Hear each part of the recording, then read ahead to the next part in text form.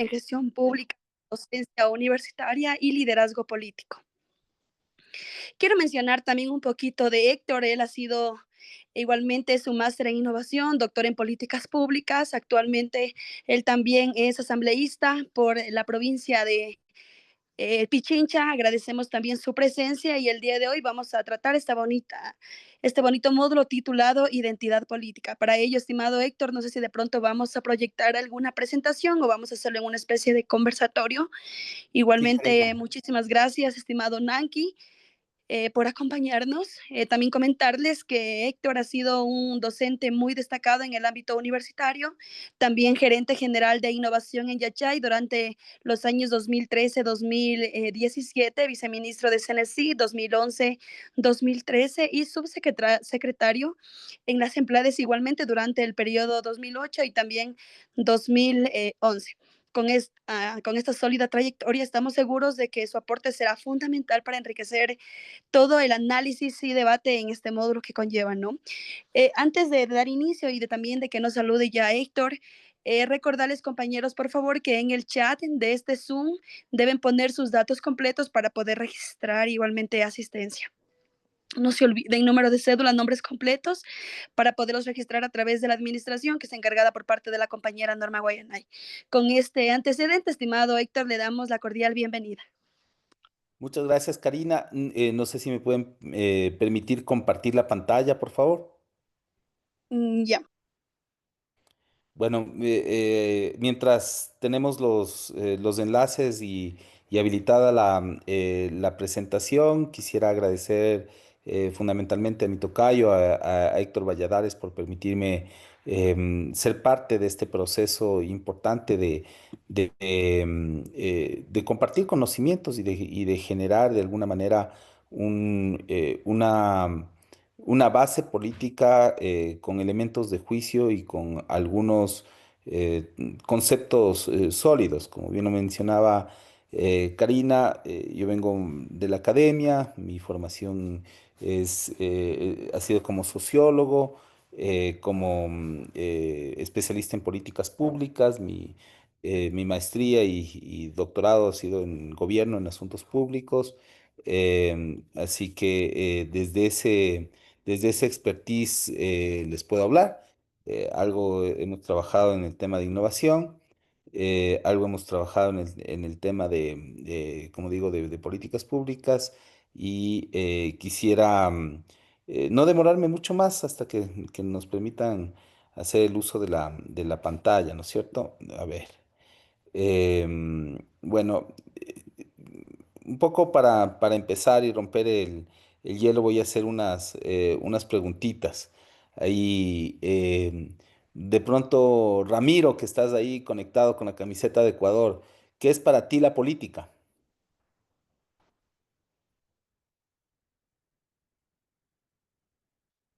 ¿No? A ver, Oscar, de pronto, ¿qué es para ti la política? No me permite todavía, Karina, estás compartiendo tu pantalla, tienes que ponerme a mí como coadministrador o administrador. Ok, si me permite participar. El Claro, tema, Ramiro, el por favor, concepto ¿qué es para ti la de política? la política, como bien lo dice la palabra policies, y lo que tiene que ver con el servicio al bien común, una palabra pues muy trillada desde tiempo remoto, histórica, ¿no? Donde dio origen es en la época en Grecia, en Roma, pues ahí fue donde se fundó. Y bueno, pues esto es muy importante tener este concepto, el servicio como lo hizo Aristóteles, un pensamiento filosófico, ¿no? El servicio, el buen uso del servicio para todos. También Correcto, pues este gran pensamiento, eh, adelante, sí parece que correcto. A ver, entonces para continúe. ti, si te piden una definición de política en concreto, ¿qué les dirías?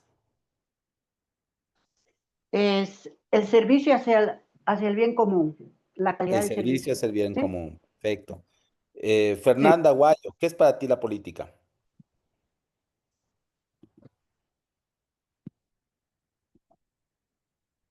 Buenas noches.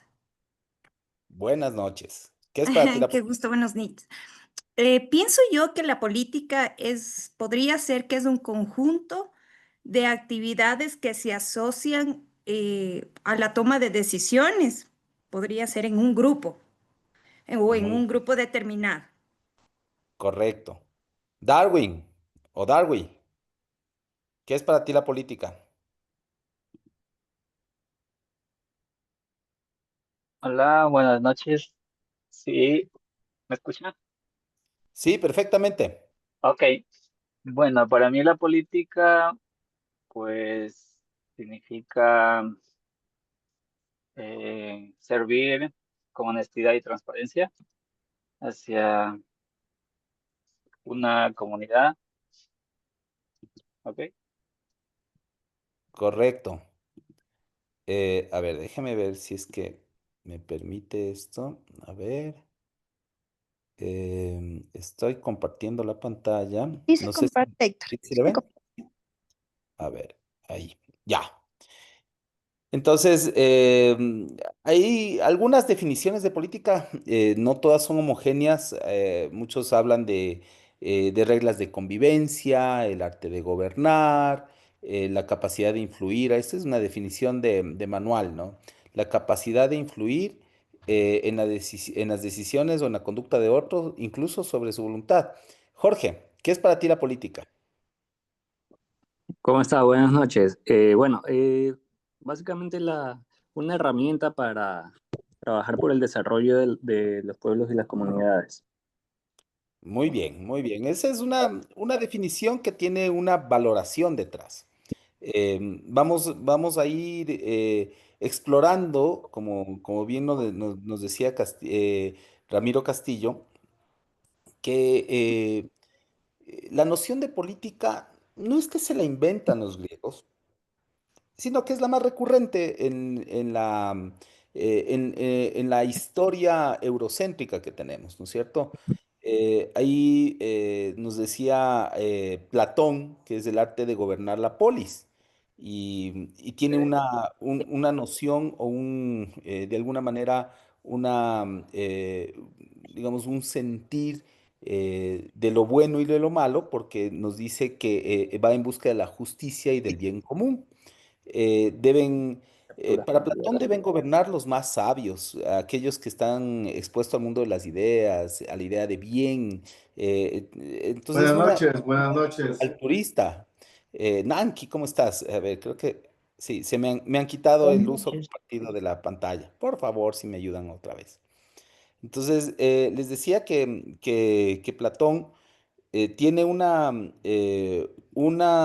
noción de la política desde el bien común, pero luego su mejor alumno, digamos así, Aristóteles, habla no solamente del bien común, sino de que la política se trata de una actividad propia del ser humano, que tiene que ver con el poder, que tiene que ver también con una noción de bienestar, de búsqueda de la vida buena, pero que es inherente a la convivencia humana.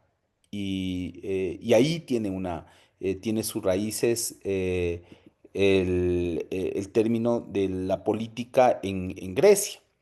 Pero si nosotros somos un poquito más suspicaces, no nos vamos a quedar con esa noción de la antigüedad de los griegos, sino también vamos a ver qué era la política para los orientales. O sea, Confucio tenía una noción también ligada a la moral, una actividad ligada al buen gobierno y tiene que ver con la virtud del gobernante. Por alguna razón, en esta época confuciana, hablamos de muchos años antes de Cristo, se trataba de ligar al buen gobierno con la justicia, la universalidad y algo que no estuvo presente en los griegos, que era la supremacía de la ley. Este es un elemento que evoca la presencia del Estado, o sea, un pacto social que delega hacia terceros el gobierno. Entonces, ¿la política es inherente al gobierno? Sí. ¿Tiene que ver con el uso del poder? Sí. Y tiene que ver, para Confucio, con la supremacía y la universalidad de la ley. En la India, cuando yo les digo, Carmen, cuando yo te digo el poder justifica los medios, o perdón, el fin justifica los medios, Carmen Morales, ¿a quién se te viene a la cabeza? Carmen, ¿no? Bueno, de pronto, Oscar, si yo te pregunto, sobre el origen de la frase, el fin justifica los medios, Oscar, ¿a quién se te viene a la cabeza? Buenas noches, compañero. El fin justifica los medios. La verdad, ahí se me cogió desprevenido. Pero, Es una frase de Maquiavelo, le dicen, ¿no es cierto? De Maquiavelo, ama, Maquiavelo, ajá, centrado en la Europa renacentista, ¿no es cierto? A ver si apagamos los micrófonos, compas, por favor. Entonces, esta Shastra entiende a la política como una ciencia, es la ciencia de gobernar para asegurar la supervivencia, la prosperidad y la expansión de una comunidad en su conjunto, ¿no? Y ve a la política como uno de los cuatro pilares de la existencia de la vida humana: la política, el arta, la virtud, el dharma, y el placer, el kama, y la liberación espiritual, el moksha. Y es un ámbito autónomo para preservar el control social. O sea, ¿qué tan importante sería pensar a la política para los antiguos indios, no hindúes, porque hindú es la religión, para los antiguos indios o habitantes de lo que hoy conocemos la India, que le daban el carácter de un pilar fundamental de la existencia humana? Y esto, como digo, más de 500 años antes de Cristo. Ahora, en la Edad Media, o saliendo de la Edad Media, Maquiavelo percibía la política que era la adquisición, el mantenimiento y la expansión del poder. Él escribe un libro que se llama El Príncipe, que es un manual de cómo ejercer el poder para sí y como tal, para acumular poder, ¿no es cierto? Ahí ustedes pueden ver la definición en la cual dice que es un arte autónomo donde el fin justifica los medios. ¿Y cuál es el fin de la política? La estabilidad del Estado en tanto unidad, orden y seguridad. La política entonces es el reino de la efectividad, no de la moral, como para los griegos, no de la religión. Es del poder en sí mismo el que manda. Y el gobernante debe actuar con decisión, astucia, pragmatismo en busca de algo que es el reconocimiento como glorificado. Esta noción es presente en la actualidad, por supuesto que sí. Tiene sentido en los teóricos de lo que denominamos la política real o la realpolitik, como le llaman algunos teóricos. Maquiavelo es uno de los fundadores de la ciencia política moderna. Pero también como él, para Hobbes era importante este mecanismo de construcción humana. O sea, dice, la política es propia de la existencia humana. Recuerden que eso ya lo mencionaba Aristóteles.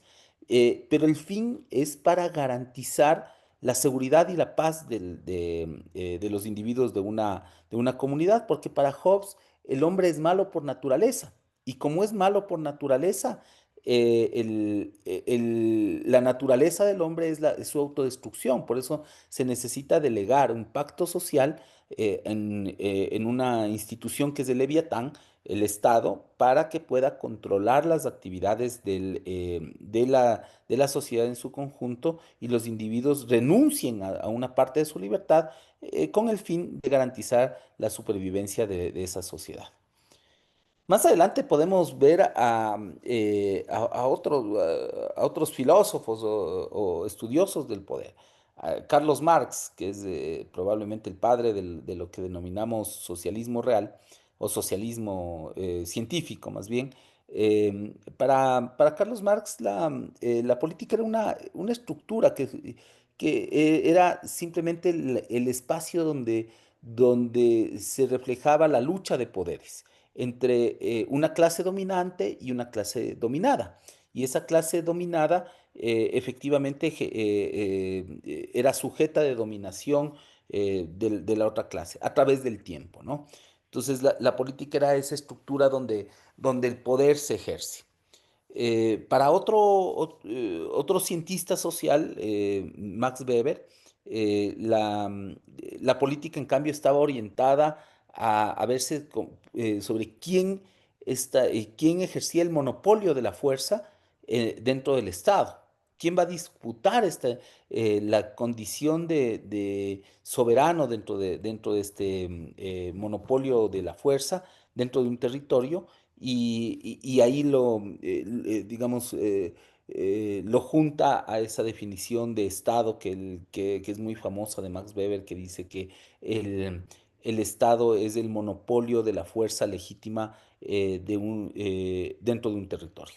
Entonces, si tenemos en cuenta eso, para Weber el quehacer político está inherentemente ligado al control del Estado. Y más tarde, Easton, que es ya propiamente un politólogo del siglo XX, él habla de la política como la asignación autoritaria, ya no solamente la lucha de poder, sino la asignación de valores para una sociedad. O sea, va más allá. Rompe la relación únicamente del poder con el Estado y basa su definición en la distribución de recursos escasos para ver quién se toma esos recursos. Entonces dice, el poder no solamente busca el control del Estado, sino la acumulación de recursos que pueden ser riqueza o recursos simbólicos como derechos, prestigios, ideales, etcétera. Y esta asignación no es una sugerencia, sino que es autoritaria, y que tampoco es una transacción que se resuelve en el mercado, que se resuelve en otros espacios. Entonces, Easton tiene esta definición que es compleja, es importante, pero todavía no llegamos a una definición de lo que es la política. La política entonces está asociada al poder, está asociada al Estado, está asociada a los valores, es todavía un concepto difuso. En inglés, política tiene tres palabras para designarla: politics, policy y polity. Voy a desarrollar cada uno de ellos, porque es importante desglosar. Entonces, en este análisis conceptual de la política, polity es el marco institucional. He dicho, ¿a qué te dedicas? Ya dejen de hacer política, ¿no es cierto? Política es ese marco institucional, la arena. Eso que están discutiendo ustedes es política. Ustedes se están formando como políticos. Entonces, es la arena, el campo de juego es la cancha y los jugadores son los políticos, ¿no es cierto? Es quien se mueve en el área del Estado, en la división de poderes, en las reglas formales, en la construcción de tradiciones, etcétera. La cancha de juego y los jugadores hacen política, ¿no es cierto? Esa es la polity, esa es una forma de entender la política. Ahora, politics. Politics es, en cambio, el proceso de lucha de poder, la deliberación. Entonces, es la actividad misma de toma de decisiones dentro del marco de la política. Si la cancha de juego es el politics es, en cambio, la actividad, las campañas electorales, los debates parlamentarios, las negociaciones, las movilizaciones sociales, los actos políticos, diríamos en español. La dimensión del conflicto, la competencia para influir en el resultado final de la lucha por el poder. Eso es politics, eso es hacer política.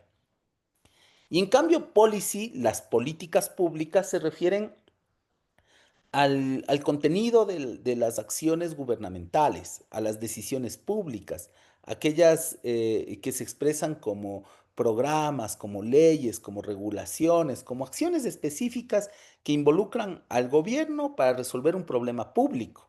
Es de qué se hace es cómo se soluciona un problema público. Esa es una política pública. Si a mí me dicen qué es una política pública, es es una solución a un problema público. Ahora, nos interesa la parte política, ¿no es cierto? Entonces, policy se refiere al contenido sustantivo de la acción gubernamental. Ahora, yo le voy a pedir a, eh, a Leonardo Maldonado. Leonardo, porfa, ¿me ayudas leyendo e interpretando esta definición de manual? O sea, una vez que hemos recorrido la historia y hemos visto qué es la política. Leonardo, ¿me escuchas, Leonardo? ¿No estás, Leonardo? Leonardo, Sí, eh, amigo y persona, a ¿qué es ver la otra vez, política? Una definición. a ¿Qué ver, es la política? a ver, ya, ¿qué es la José política? Ramírez Capirola, ¿qué es la A ver, política? Una definición amplia, un manual. El proceso y práctica social, conflicto y corporativo, a la vez, a través de la cual una comunidad delibera y constituye, organiza y ejerce el poder para tomar decisiones vinculantes sobre asuntos de intereses públicos con el objetivo de distribuir recursos y valores, gestionar conflictos y definir los fines colectivos dentro de un marco institucional y determinado. ahora, cuéntame, leyendo esto, ¿cómo lo interpretas? Y habiendo recorrido este análisis histórico de la definición, digamos, más semántica, Ok. viendo esta definición, ¿qué es política? ¿Qué interpretas de esto? Bien, en la política, pues, además, como se puede entenderse como un conjunto de procesos y prácticas e instituciones mediante los cuales una sociedad organizada distribuye y ejerce el poder con el fin de tomar decisiones colectivas y gestionar conflictos de intereses orientada para la vida común. Desde la ciencia se analiza no solo como la actividad de los gobiernos, sino como una dinámica que atraviesa a múltiples actores, estados, partidos, grupos de intereses, movimientos sociales y ciudadanía. Y bueno, se desarrolla tanto en el espacio formal de las instituciones como en escenarios informales de negociación, resistencia o consenso.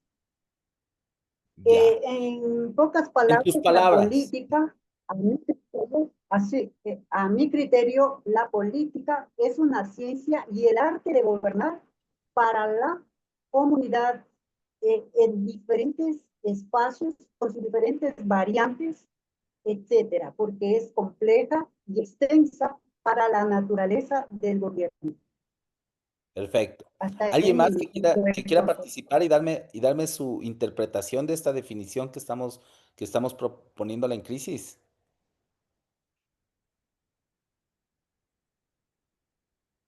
De pronto, Oscar Torres o Lady Diana Correa.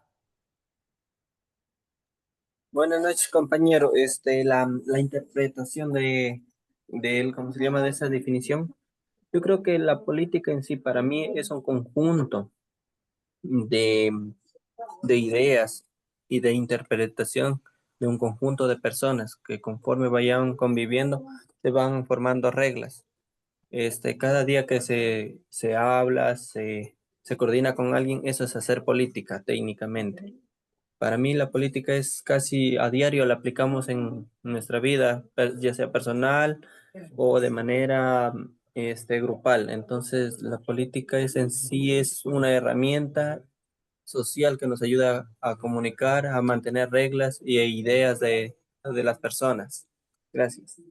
A ver, en esta definición, a ver, Rosita, a ver, dale, ¿qué interpretas de esta definición que le estamos poniendo ahí? Yo entiendo que la política debe ser para servir al pueblo, más no para beneficio personal de los políticos, sino buscar el bien común de la sociedad, del pueblo al que representan. La política debe ser honesta, sincera y transparente. O sea, tú te quedas con Aristóteles de todo esto, ¿no es cierto? Ya, pero Sí, de Aristóteles acá tenemos 2500 años de historia y algo más nos debe quedar de esto. Primero que la política es dinámica, que la política es un proceso y una práctica constante de las comunidades, de los pueblos, ¿no es cierto? Que tiene que ver con el conflicto, sí, el conflicto es inherente a la política. Permíteme, Ramiro, si vamos rotando un poquito los compañeros que van participando. Quisiera preguntarle de pronto a Fernanda Guayo o a Carmen Morales, decirles que este proceso y práctica es constante, es permanente. O sea, un ser humano tiene que ver con el poder en su vida social todos los días. Entonces, es un asunto inherente a la convivencia humana. Por eso es conflictivo y por eso también tiene que ser colaborativo. Entonces, ¿se puede ejercer política cuando tienes una comunidad de a uno? No, porque el proceso de dominación no puede ser en ti mismo, o los procesos de ejercicio de poder tienen que ver siempre con un segundo, un tercer individuo dentro de la comunidad. Por eso no es individual, es un proceso colectivo. Y en este proceso se construyen decisiones comunes en función de esos problemas comunes, que son los problemas públicos. Se delibera, se pone en crisis, se discute y se llega a decisiones que son unas veces vinculantes, es decir, obligatorias para todas, y otros tienen que ver, en cambio, con decisiones que pueden ser efímeras, pero son parte de un pacto social, ¿no es cierto? ¿Y cuál es el objetivo de estas decisiones? Administrar los recursos públicos, los recursos comunes de todos.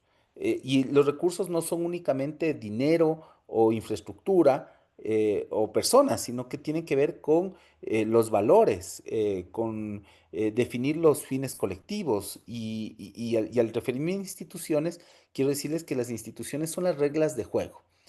Llévense esto que le significó un premio Nobel en 1981 a un sujeto que se llamaba Douglas North.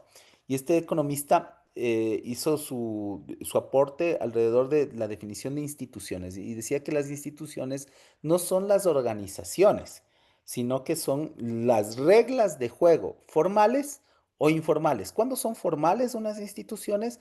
Cuando se expresan en leyes de manera clara, concisa y totalmente transparentes a la gente. En cambio, son informales cuando son parte de las costumbres. Entonces, una institución puede ser formal o puede ser informal y estas instituciones son el canal en el cual se expresan las decisiones públicas y en el cual se expresa la política, ¿ya? Yo quiero estar sumamente claro en este concepto, porque no es solamente la búsqueda del bien común o el arte de gobernar o lo que yo les planteaba en la primera lámina, ¿no es cierto? O sea, si alguien de ustedes luego de esta clase se queda con únicamente estos destellos, quiere decir que no llegamos a esta deliberación.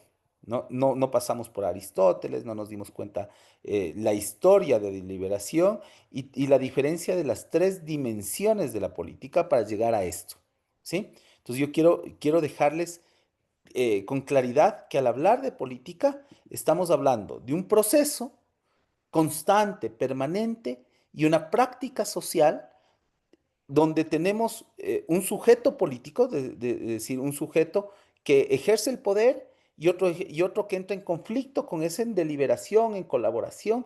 ¿Para qué? Para tomar decisiones sobre los problemas comunes. ¿Sí?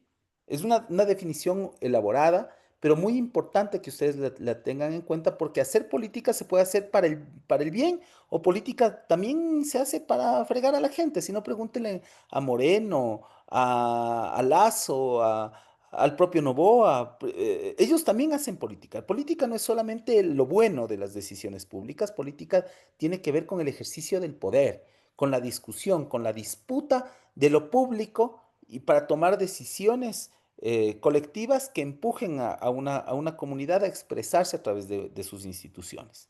¿Sí? Entonces, si yo te pregunto, De pronto, Gabriela Riquelme. ¿Estás ahí, Gaby? Gabriela. No. Buenas noches, Hola, Gaby. buenas A noches ver, con todos. Venga, después de esta reflexión, entonces, ¿con qué te quedas de la política? De esta definición de manual. bueno, para mí en realidad es la política, la actividad mediante pues las personas en sí y los grupos, más que nada toman esas decisiones como para organizarse, gobernar la sociedad, estableciendo normas, leyes, formas de distribución de poder, recursos. Para mí me quedo con con ese concepto. Perfecto, Gaby. En tus palabras Gracias. es un poco lo que quería comunicar. Y si de algo sirve este pequeño conversatorio, tiene que ver con eso, con el compartir un poco de lo que hemos transitado en múltiples universidades, academias y el ejercicio público y esto que ustedes tienen enfrente. Ahora, la ideología. La ideología es, en cambio, los lentes con los que ustedes orientan y guían política, cultural y religiosamente su acción colectiva. Ya, ahora dirán, este man nos está hablando en complicado. No. A ver, las creencias, el sistema de valores, esto es importantísimo, el sistema de valores y creencias que orientan la comprensión del mundo. Es las gafas con las que ustedes observan. Si yo tengo miopía, ¿qué es lo que hago? Trato de ajustar para que no lo vea así tan lejano.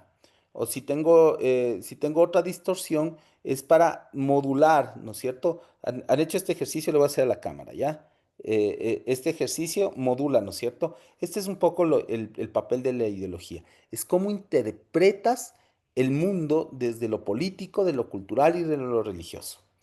Para Marx, para Marx, este es un conjunto de ideas que distorsionan la realidad. Y sí, tenía razón, claramente es una distorsión.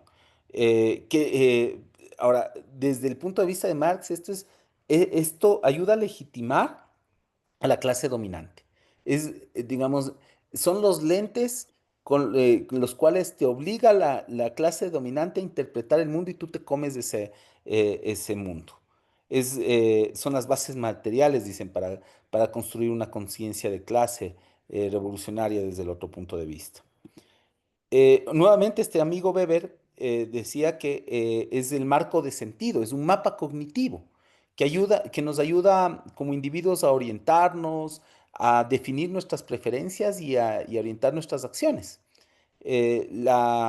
Esto, digamos, si es que yo tengo claridad, por ejemplo, desde una ideología religiosa, que con las disculpas del caso a quien tiene una sensibilidad religiosa, si yo tengo claro que Dios creó el mundo, entonces esto estructura todo el debate, reduce la ambigüedad, no me permite más cosas. O sea, Dios creó el mundo y se acabó. O sea, no existe posibilidad de irme contra ese supuesto porque ya las identidades colectivas se configuran alrededor de la idea de que Dios creó el mundo. Entonces, por eso Marx decía que es la distorsión más perfecta que tiene una clase dominante para imponer sus ideas como clase dominante. Ahora, yo me quiero quedar con Gramsci. Antonio Gramsci, desde los cuadernos de la cárcel, realmente nos entregó una idea un concepto de ideología, en el cual dice que es un campo de batalla cultural para lograr hegemonía, es decir, el consentimiento activo de que las mayorías tienen un proyecto de sociedad conjunto, es el sentido común para ejercer hegemonía. ¿Qué es hegemonía? Hegemonía es aquella capacidad que tiene una sociedad para hacerles parte, incluso a los adversarios de un proyecto común. Entonces, hoy algunos sociólogos dicen que vivimos un proyecto hegemónico neoliberal, ¿Por qué hegemónico? Porque a muchas mayorías, a mucha gente, nos hace pensar que es normal vivir en una sociedad excluyente, que es normal que nos bajen el breaker de la luz eléctrica y no protestemos, que está bien que haya desigualdad social, que unos sean extremadamente ricos y otros sean extremadamente pobres. Entonces, eso es hegemonía porque crean la idea de que eso está bien, y vamos contentos, yo digo, como chanchos al matadero vamos contentos, ¿no? Entonces, esos sentidos comunes nos ayudan a construir alianzas, sea para el cambio social o para el ejercicio mismo de la hegemonía, ¿sí? Entonces, hasta ahí, a ver, que regresemos acá.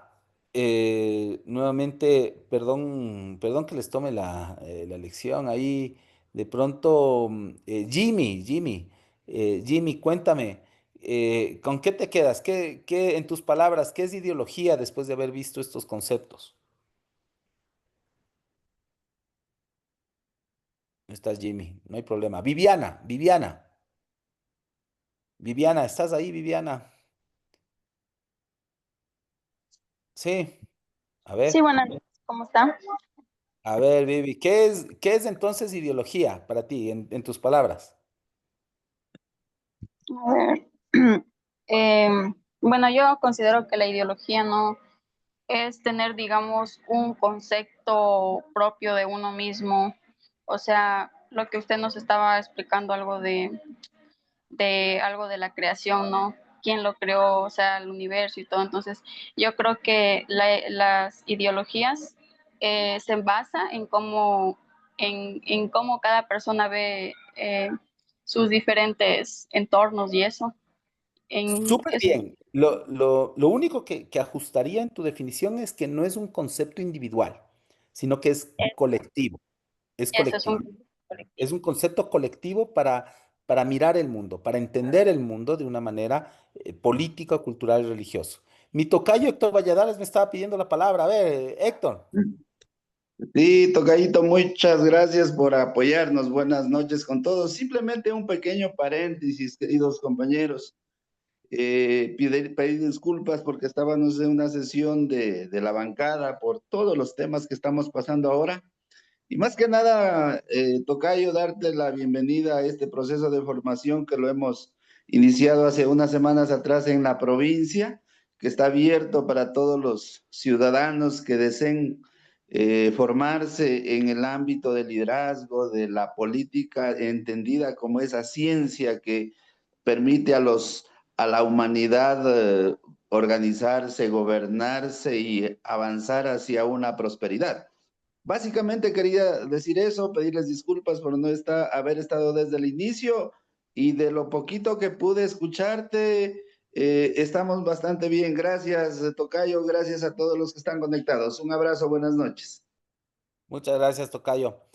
A ver, una intervención más. De pronto, ahí nos ayuda Betsy. Betsy, si estás ahí, em, ¿qué entendiste o en tus palabras, cómo asimilas esto de la ideología? Con algún ejemplo, ¿no? Janina Rivas, Yani. Buenas Bueno, noches, Betsy. Ya estás, buenas Betsy. A noches. ver, Sí, sí, perdón, disculpe. Mucho gusto, buenas noches con todos. Bueno, la ideología es, em, es cuando el ser humano ya tiene definido, bueno, en el tema de aquí político, es eh, una idea ya conceptual de qué es izquierda y qué es derecha, ¿no? no Entonces, únicamente, perdóname que te corte, no únicamente, es la forma en adelante. cómo comprendes el mundo, porque una ideología puede ser religiosa, cultural o política. Ah, ya, Las ideologías no son únicamente políticas. Entonces, habría que entender que el concepto de ideología es colectivo. Es la colectivo. forma en Ah, ya, cómo estructuramos sistemas de valores comunes para comprender el mundo, para entender lo que está en el mundo y eso guía nuestra acción. Entonces, hay ideologías políticas, como son ideología, bien tú decías, ¿no es cierto?, de centro, de izquierda, de derecha, ya las vamos a ver en detalle, pero también hay ideologías religiosas, por ejemplo, el catolicismo es una ideología. Yo Ya. diría, eh, el, el sentir judeocristiano de un solo Dios tiene un monoteísta, ¿no es cierto? Tiene una interpretación del mundo. Por eso decía, Dios creó al universo y así reducimos las discusiones, reducimos las interpretaciones y tal. Entonces nos enfocamos ya en lo que queremos que se incorpore. Por eso las ideologías también hay que entender que son dinámicas, pero que son a ver si lo ven ahí, si me ven en la cámara, es como distorsiono. Si ven cómo se distorsiona eh, el parecer con un solo hecho, ¿no es cierto? Si ustedes jugaron a esto de niños acercándose a su lente, ¿cómo cambia, ¿no es cierto? ¿Cómo cambia el tamaño? ¿Cómo cambia? Son los lentes con los cuales tratas de entender la sociedad, el mundo en general.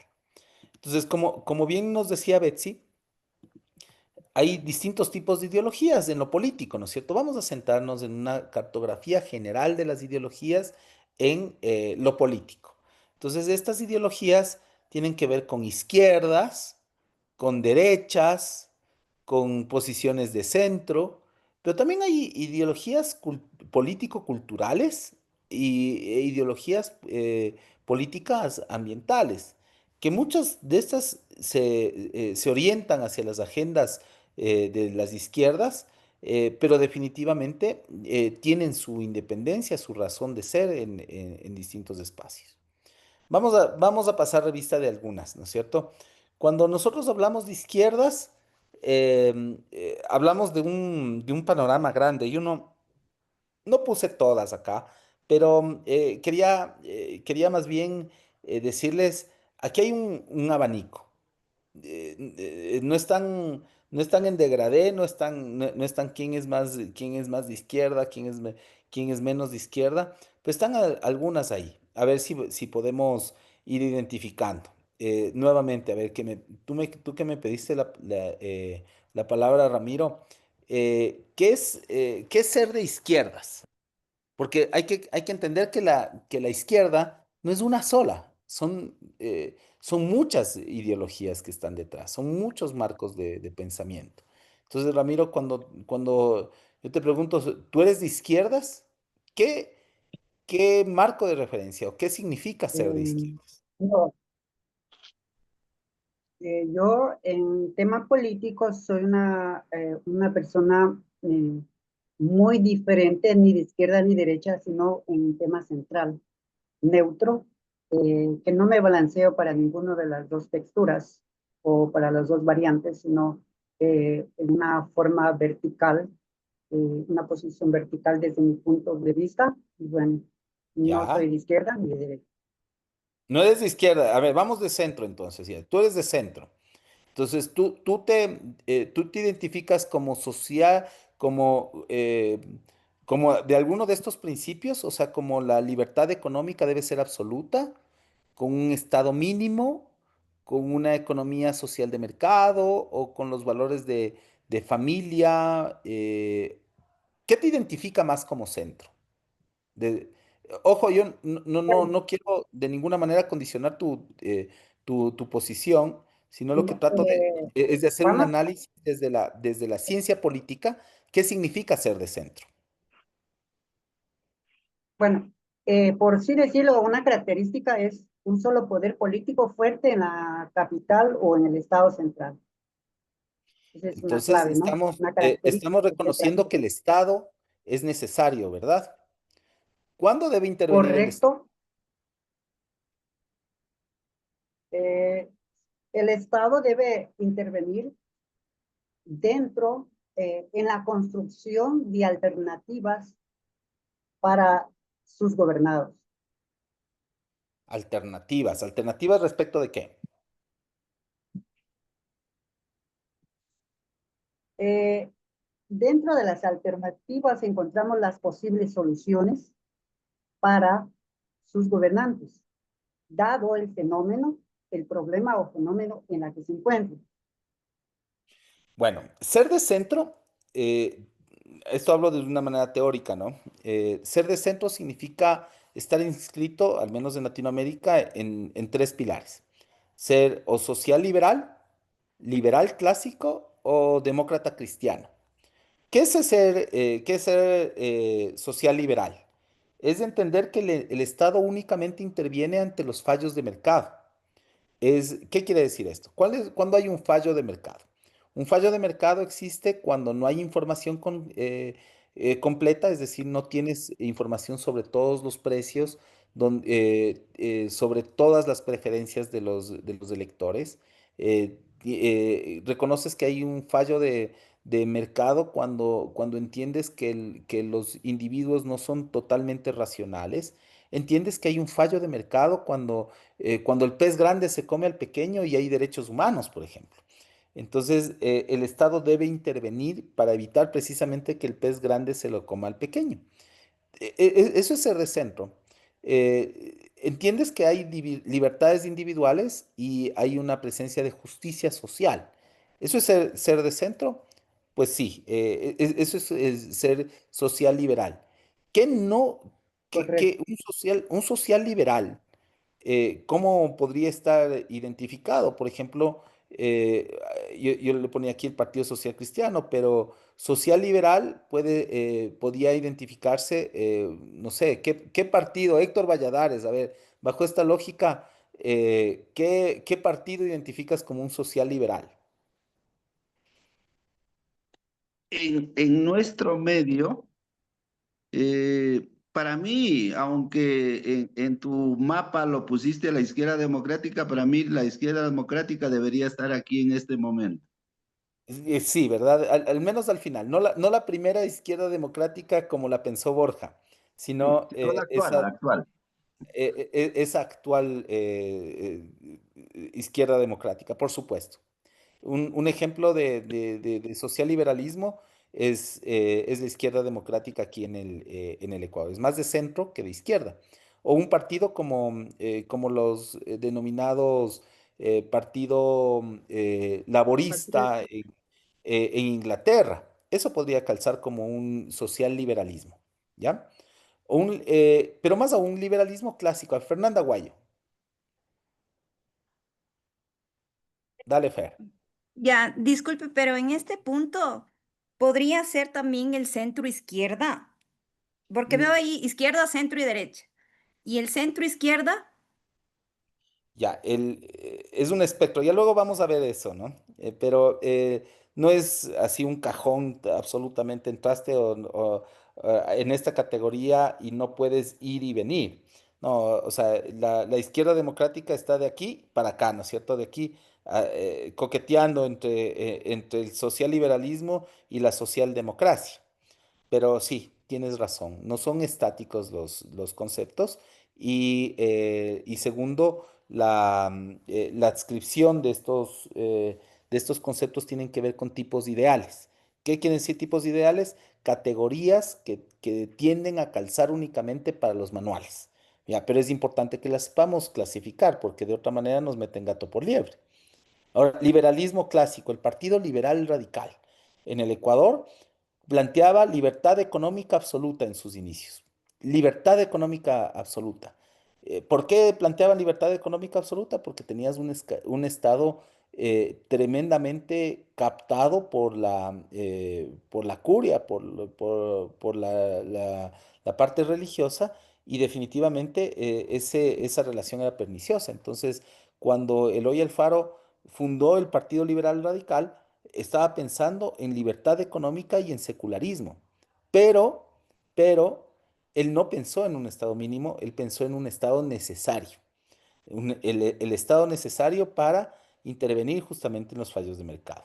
Entonces, digamos que si nuestro partido liberal radical estuviera vivo todavía, estaría en esta intersección entre social liberalismo y liberalismo clásico. ¿Sí? Y Democracia Cristiana. Aquí había un partido que fue, que se llamaba Democracia Popular, que tenía mucho de democracia cristiana. Ellos que creían en la economía social de mercado y en valores como a ultranzas, ¿no es cierto? La familia sobre todas las cosas. Entonces es inaceptable para una democracia cristiana pensar en las diversidades sexogenéricas o en los derechos de los LGBTIQ+, o en las pretensiones de una agenda más feminista. Entonces, el sentir, perdón, sí, Ramiro, si le puedes silenciar tu micrófono, me ayudas un montón. Ya, muchas gracias. Entonces, yo le puse aquí al Partido Social Cristiano porque creen en una economía social de mercado y tienen una presencia activa de valores fundamentales como el de la familia. Entonces, son un poquito más hacia la derecha que hacia el propio centro. Entonces, si es que alguien decía, yo no soy ni de izquierda ni de derecha, el centro te identifica en el Ecuador con una postura menos progresista y más hacia la derecha, ¿ya? Me voy a adelantar, voy a ir hacia las derechas. ¿Qué es ser derechas? ¿Qué es ser de derechas? ¿Alguien se identifica en este auditorio como alguien de derechas? No todos a la vez, no todos a la vez.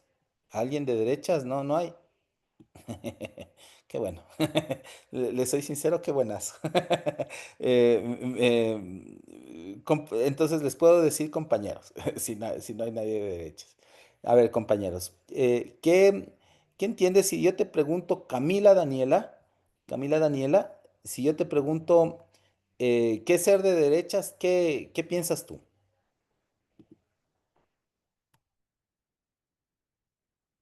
Camila Daniela, no, de pronto, a ver, Héctor. Ya que por ahí escuché un mensaje, vi un mensajito que todos somos de izquierda, decía, entonces voy a permitirme un No, poco, no, pues ya dijeron que hay gente de centro también en este espacio, ojo. sí. A ver, mira, bueno, con tu consulta, para mí derechas es eh, asumir como principio, como valor fundamental, la competitividad, la acumulación, el egoísmo, y eso va en el sentido, más que nada, del tema económico, del tema capital, del tema de los recursos. Y esas derechas han evolucionado desde un capitalismo hacia un neoliberalismo, y yo mucho me temo que inclusive hemos ya pasado de un fascismo a un concepto que últimamente lo estoy analizando, que se llama la necropolítica, que básicamente se utiliza el miedo, la muerte, lo que está pasando ahora en el Ecuador. Pero yo también quería hablarte, porque con el permiso del amigo Castillo, que yo más le entendía a él que no era ni de derecha, ni de centro, ni de izquierda. O sea, le entendía a él que no, no tiene un concepto apolítico. Más que nada, ese es el concepto que yo lo vengo escuchando con bastante frecuencia, especialmente con los más jóvenes. Desde mi perspectiva, creo yo que la tendencia política o las estrategias que se han utilizado para gobernar en el Ecuador han hecho que la gente se vaya desvinculando de todo tipo de análisis, de conocimiento, de estudio del tema político. Y esa es mi mayor preocupación, estimado Héctor. Tocayo, Eso. justamente sobre eso que quería decirte. El, o sea, el concepto que mencionamos de política es inherente a la convivencia humana. O sea, nadie, desde Platón, nadie puede decir que es apolítico. Esa es una ficción precisamente de las derechas que intentan vender la idea de que te desentiendas de los asuntos públicos para que ellos puedan gobernar. Entonces, cuando alguien dice, no, no, no, yo soy apolítico, pero perfectamente sabe que el no involucrarse en los asuntos públicos representa delegar o hacerse loco frente al resto que dan tomando las decisiones. Y es el paraíso de este tipo de ideologías, ¿no es cierto? Sea del conservadurismo, en los cuales te pretenden vender la idea de, por ejemplo, de propiedad privada como un valor innegociable, haciendo tabla rasa de las formas comunitarias de organización o las formas colaborativas de trabajo. Hoy que está tan en boga el entender la economía naranja o las economías colaborativas, pues déjenme decir que bajo el estricto dominio de la ideología de derechas, no debería existir la economía colaborativa. Simplemente la propiedad privada. No deberían existir, por ejemplo, las cooperativas. No deberían existir las cajas de ahorro comunal, ni tampoco incluso las fundaciones que trabajan por un tema altruista. No, los valores inherentes son propiedad privada, familia biparental, totalmente clásica, y la nación entendida como la construcción de una cultura que es inherente a la preservación del capital por sobre el ser humano, ¿no? Entonces, eso entraña, por ejemplo, el Partido Republicano en los Estados Unidos. El Partido Republicano es un partido neoconservador, absolutamente de derechas, que no es de extrañarse, por ejemplo, que su principal sponsor sean las compañías de armas y la Sociedad del Rifle. Entonces, para que ustedes tengan un poco la idea de esas libertades individuales llevadas al máximo. Ahora, lo que decía Ramiro, ¿no es cierto? Que se valora la autoridad y el orden social es precisamente para no poder salir de la caja. O sea, bajo esta lógica es impensable que haya alguien en las calles reclamando sobre sus derechos. Por ejemplo, ahora decir, está mal que suban el diésel. Entonces, bajo la lógica de las derechas, no puede uno quejarse porque por encima de todo está el orden. eh, en, en una bandera latinoamericana hay una frase que dice orden y progreso. Es precisamente por una matriz conservadora de esa época que ponía el orden por sobre todas las cosas, pero el orden frente al caos. Ahora, el orden que supere todo es no solamente el Estado de Derecho, es la inflexibilidad de la toma de decisiones que vienen desde atrás y la imposibilidad de renovarla o de volverla más actual frente a las situaciones que vivimos. Ya. Eso, el conservadurismo. Alguien que, aparte de creo, que yo le puse aquí, alguien que identifique algún partido de derecha conservadora, puede ser en Ecuador o en América Latina, ¿y por qué? ¿Alguien? ¿Alguien?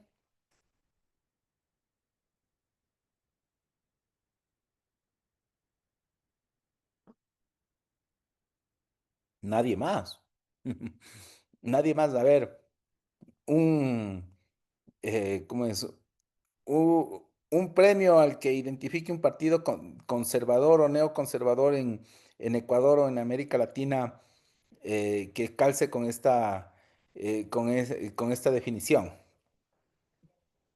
A ver, en el chat me dicen, a ver, Milei. Milei, sí puede ser, pero él no del todo. Él es más neoliberal. Él es más neoliberal, aunque él se reivindica como liberal clásico, él es más neoliberal que otra cosa. Está más acá. La globalización, la competencia como motor del desarrollo. Y sí, claro, Rosita, tiene que ver con la privatización de los servicios públicos y la libre competencia, pero eso es más neoliberal. A ver, ¿cómo es? El partido de Milei se llama La Libertad Avanza. Buenas noches, me dice Karina Castillo, vamos a proyectar algo, vamos, no, perdón. Ya, listo. A ver, entonces, para ir avanzando, el neoliberalismo, en cambio, aboga por el libre mercado, la desregulación, es decir, la no intervención del Estado. El Estado se vuelve el enemigo de las buenas prácticas económicas, que es el fin de una sociedad que aboga por la acumulación infinita. Entonces, si ustedes le oyen a Elon Musk decir, el Estado es impensable, por eso la motosierra funciona en la lógica de Milei, en la lógica de la libertad de avanzar y es una oda hacia la libre competencia, ¿no es cierto?, como motor del desarrollo. Pero todos sabemos que la libre competencia no es ni de cerca una condición que se dé en la realidad. Siempre hay fortunas que se dan por herencia, manipulación de condiciones de la regulación. No hay un Estado en el mundo que no intervenga en el mercado. O sea, yo quisiera entender que en Estados Unidos, ¿qué pasaría con las tasas de interés si es que no hubiera la Fed, la Reserva Federal? O qué ocurriera en los Estados Unidos si no hubiera una ley fuerte antimonopolio. O qué ocurriera en los propios Estados Unidos si no tuvieran un Estado fuerte en las regulaciones de calidad y de buenas prácticas de manufactura. Entonces, hay que entender que muchas veces se idealiza esa condición de menor participación del Estado para dar paso a ideologías que lo que quieren es privatizar o aprovecharse de la propia ausencia del Estado para, como pez grande, comerse al más pequeño. Entonces, yo le he puesto aquí como neoliberales, a los demócratas de los Estados Unidos y por supuesto a ADN, ¿no? Y en el espectro de las derechas, que hay muchas más, espero comentarios, hay otra ideología de derecha que ya es el fascismo, ¿no es cierto? El fascismo tiene que ver con un autoritarismo proteccionista, un nacionalismo también fuerte, rígido en lo cultural, violento en sus prácticas y muy excluyente del otro. No es colaborativo, es excesivamente autoritario, pero tremendamente rígido en lo económico. Entonces, este es un mapa de las derechas, ¿ya? Para que ustedes lo tengan. ¿Algún comentario, ideas, algún partido que le suene a fascista en el contexto latinoamericano próximo? Hola, A ver. si me escuchan, compañeros. Sigue, compa, sigue Alejandro. ¿Cómo estás, Héctor? Mucho gusto. Mucho gusto. ¿Sabes qué? Me recordaba, no estoy seguro, pero me parece que Gabriel García Moreno fundó, creo que el primer partido conservador en el Ecuador, con ese nombre, Partido Conservador. Partido ¿Por qué? conservador que existió hasta hace poco relativamente. Creo que hasta Sí, el lo de 2000, Bolsonaro. parece. Y lo de Bolsonaro también, ¿no es cierto? Correcto. Entre, Entonces entre ellos fueron los directamente conservadores, ¿no? Sí, ellos fueron conservadores, pero fascistas con algunos rasgos, ¿no? Lo de García Moreno, Claro. basta leer un poquito a Juan Montalvo para entender cuán fascista era García Moreno, ¿no? Sí, y ADN actualmente también llega, ¿no? Bueno, ya hemos visto varias actitudes de este gobierno que raya también el fascismo, ¿no? La represión ahora a los manifestantes que están sentados en la calle, por ejemplo, en Cuenca. Vi ahí unos videos donde están sentados tranquilamente de forma pacífica y los están ahí reprimiendo, no los dejan estar sentados. Entonces, vemos ahí también rasgos, ¿no? De este gobierno actual de ADN con el tema fascismo. Y neoliberal me parece que hay un montón de partidos y movimientos a nivel nacional que, si bien es cierto, no se autoidentifican de esta forma, pero en las acciones o en lo que promulgan, lo que promueven, creo que nos tenemos que dar cuenta de lo que realmente están autodeclarándose con sus acciones. Entonces le movemos a ADN, digamos que es Y yo limítrofe. creo que mitad y mitad. Es Sí, limítrofe, ¿no? Limítrofe por sus prácticas autoritarias, pero totalmente neoliberal claro. en su práctica económica, ¿no? Y sobre Coincido. todo que en su estatuto dice que es de izquierda, ¿no? En su estatuto. Ya vamos a ver Claro. qué es ser de izquierdas. Ahí sí va de sur Héctor, a norte. Bueno. De hecho, no Héctor tiene Valladares. nada de izquierda. Gracias. Mire, justamente yo quería decir lo último que dijo Alejandro, ¿no? que, claro, más antes, en algunas décadas atrás, por supuesto que habían partidos claramente identificados con el fascismo, como lo que lideró Hitler en Alemania, Mussolini en Italia, pero ahora en estos tiempos están camuflados. Porque, por ejemplo, lo que decía Alejandro, yo lo escuchaba al presidente actual en la primera campaña que ganó, decía él que él era de centro izquierda. Y en la práctica es inclusive una mezcla, inclusive de las tres tendencias que has puesto aquí en la lámina, estimado Héctor. Porque hay muchos rasgos de fascismo, hay rasgos, por supuesto, todas las leyes económicas urgentes que las pasó, es claramente neoliberalismo puro, y también tiene los valores conservadores. O sea, aquí ADN y la gran mayoría de los partidos de derecha actual dicen ser una cosa, pero a la final hacen lo que está aquí, la combinación de las tres líneas de derechas que estás planteando en la lámina, estimado Héctor.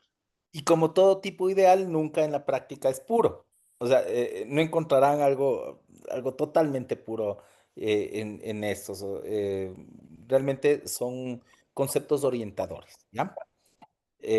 Vamos a ver qué es ser de izquierdas, ¿ya?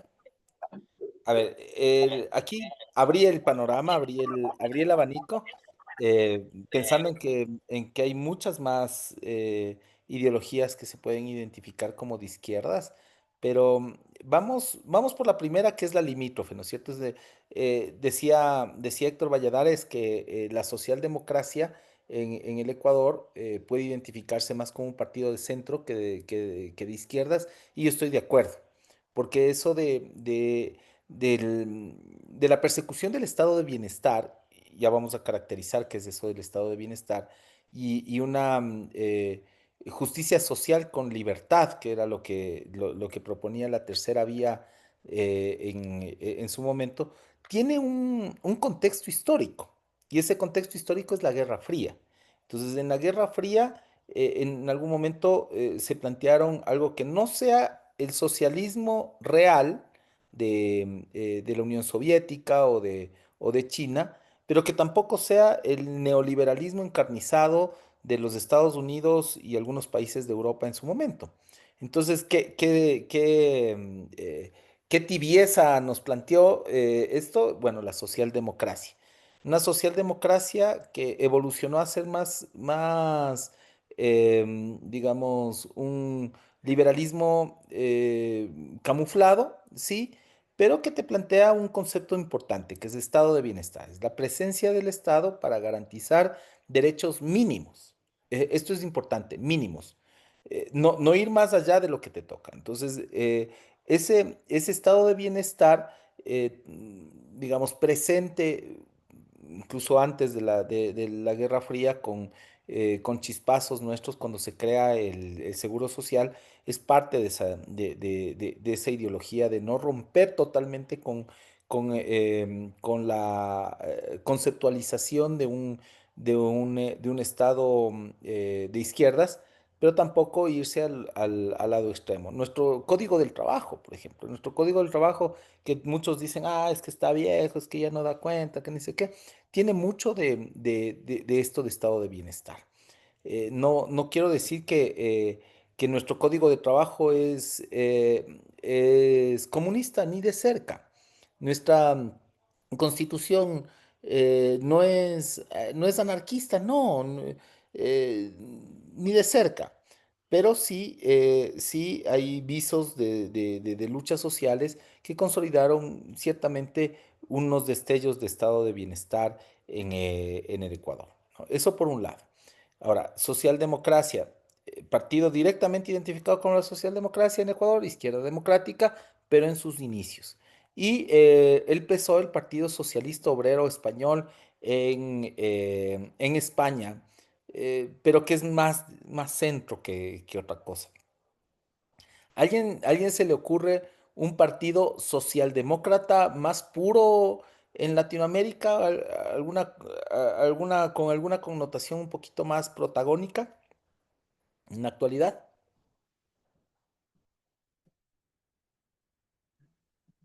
Eh, Ramiro. sí, a nivel de Latinoamérica tenemos el partido del PAN en México. No, el PAN es de Sí, centro. No, el PAN, yo te digo por haber estudiado de cerca el PAN es más entre social liberalismo y liberalismo clásico. Está acá.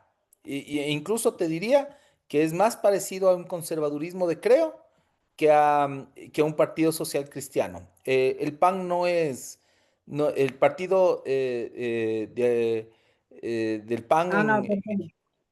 De no es, hecho, es Morena, el partido de izquierda, sí, Morena. pero no es socialdemocracia. Morena es más un progresismo. Y voy a decir por qué. Porque te pide una ampliación de derechos, no un Estado mínimo, sino la intervención del Estado frente a derechos como el multiculturalismo, equidades sustantivas, reconocimiento de diversidades, una agenda ambiental potente, etcétera, ¿no es cierto? O sea, es más parecida Morena a la Revolución Ciudadana que a la izquierda democrática, es menos tibia, ¿ya? Digamos que un partido de izquierda, perdón, de socialdemocracia, digamos, más puro que la izquierda democrática, no lo encontré en lo inmediato, ¿no es cierto? ¿Por qué? Porque su vigencia fue diluyéndose al final de la Guerra Fría como esa tercera vía, ¿sí? Entonces, el PAN no es haciendo, digamos, una introspección de lo que significa el Partido de Acción Nacional, en México no calza como tal, es más conservador, ¿ya? Entonces, visto el progresismo, ahora entendamos la diferencia entre socialismo y comunismo. Y eso es importante decirlo porque, a ver, veamos en el chat. Moreno, Podemos más bien tienen esta lógica de socialismo libertario, que le abrí un capítulo acá. Morena sí es progresista, pero el socialismo libertario, que puede ser una subcategoría del progresismo, digamos, está ahí, ahí les quiero dar un par de tips o características, ¿ya? A ver, socialismo versus comunismo. Marx decía que el fin último de la lucha de clases es cuando ya no hay lucha de clases y no hay propiedad privada, pero tampoco propiedad estatal, y es el estadio último de desarrollo de la sociedad. Entonces, en el comunismo ya hay la abolición de las clases sociales y hay solo una propiedad común y un mundo de la vida, diría algún filósofo. Entonces, pero ni de cerca hemos vivido un régimen comunista 100%. El que me diga que el Partido Comunista de China es realmente comunista está mintiendo. Lo que realmente hemos tenido son socialismos reales o socialismos científicos que les denominaba durante los 70s, 80s, donde se persigue igualdad social, económica y política y con una fuerte presencia del Estado. El Estado entendido como la dictadura del proletariado, o sea, como esa lógica de contradicción entre clases que veíamos, clase dominante, clase dominada. Por fin la clase dominada, que es la clase proletaria, se hace del Estado y como tal gobierna en una dictadura del proletariado, no por el bien común, y se experimenta como bien menciona el cuadro, igualdad social, económica y política para todos, pero con una presencia del Estado. Entonces, la diferencia entre socialismo y comunismo, la primera diferencia es la presencia del Estado. La segunda diferencia es que el socialismo se ha intentado ejercer en varias partes del mundo, comunismo no ha habido una abolición total de la superestructura del Estado. Y este es un punto de vista más ideal, o sea, más como una visión, un ideal, un querer ser, y algo que se intentó, pero que no se ha llegado. Allá me dirá China. eh, un influencer que yo le sigo bastante, que es el Diego Rusarín, y habla de China como una formación socialista en el siglo XXI, o sea, la sitúa históricamente, con una presencia estatal importante y con una inserción en el mercado de carácter comunitario, con una presencia de los medios de producción en propiedad estatal y también en propiedad privada progresiva. Entonces, esta definición que es así largaza y mareadora es lo que trata de encasillar de alguna manera en una formación socialista real en el siglo XXI a lo que pretende el Partido Comunista de China entregarnos en sus decisiones públicas, ¿no? Entonces, socialismo, comunismo. Socialismo en el Ecuador no le puse ni de cerca el logo del Partido Socialista porque esos no son socialistas. Del Enrique Ayala Mora, me disculpan, pero no es socialista ni jamás. Ese es, como bien le dijo Nebot alguna vez, socialista de frac y tabaco inglés, hacendado. Ese tipo jamás entendió que el socialismo debía ser una práctica de vida y lo pervirtió en un vehículo electoral de alquiler, como lo es el partido de Lucio Gutiérrez o el partido de Jimmy Jairala. Así hay que entender el Partido Socialista Ecuatoriano, que no es socialista. Y el Partido Comunista, sí, con grandes ideales. En algún momento fuimos aliados, fue parte de UNES, y tenemos grandes compañeros comunistas, pero que lamentablemente no han logrado concretar el proyecto político en un régimen visible. Así como tampoco el anarquismo, ¿no es cierto? El anarquismo lo puse al lado del comunismo porque sí, es la abolición del Estado, sí, la autogestión, organización libre, sin poder centralizados y todos iguales.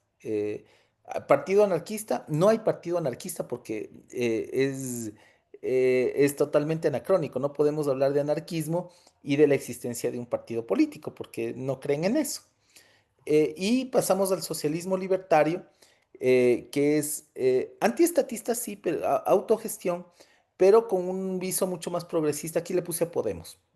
Podemos persigue un socialismo libertario, sí, socialismo al fin, libertades y demás, pero contextualizado en un país como España, octava economía del mundo en su momento, con una agenda de derechos que todavía para nosotros son todavía una quimera, ¿no?